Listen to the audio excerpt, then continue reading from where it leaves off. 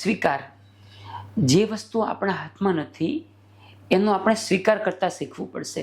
Father Valles બહુ સારા લેખક થઈ ગયા, એણે કહેલું છે કે જે વસ્તુ આપણા હાથમાં છે એને બદલવાની ક્ષમતા અને જે આપણા હાથમાં નથી એને સ્વીકારવાની ક્ષમતા, એને પરિપક્વતા એટલે કે મેચ્યોરિટી કહેવાય. એક દર્દી તરીકે જ્યારે પણ આપણે બીમારી આવે ત્યારે આપણે એને સ્વીકારતા શીખવું પડશે કે મને ડાયાબિટીસ આવ્યું છે તો છે, ઘણા લોકોને છે, મારે પણ છે, મારે જિંદગી પર દવા લેવાની તૈયારી રાખવાની છે. હવે મારું કામ છે કે મને આનાથી બીજા કોમ્પ્લિકેશન થાય એના માટે મારે શું કરવું જોઈએ.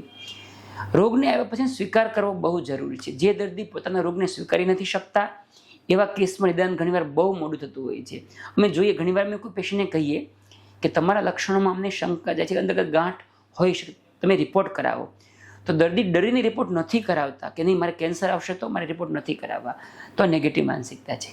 એને બદલે આપણે એનો સ્વીકાર કરીએ કે જો મને પ્રોબ્લેમ હશે તો કંઈ વાંધો નહીં, હું એની સામે લડીશ. હું પોઝિટિવ માઇન્ડ રાખીને મારા રોગની સામે સંપૂર્ણ શક્તિથી લડીશ અને હું રોગને મહાત કરીશ. આવું કરીને અમે જોયા છે 80-90 વર્ષની ઉંમરની અંદર પણ લોકોએ કેન્સરની સામે લડીને એને હરાવ્યા છે અને નોર્મલ જિંદગી જીવે છે. અને નેગેટિવ માનસિકતા સાથે ઘણીવાર 30-40 વર્ષની ઉંમરમાં પણ બહુ મોટો રોગ ન હોવા છતાં પણ દર્દી નેગેટિવ પરિણામનો ભોગ બનતા હોય છે.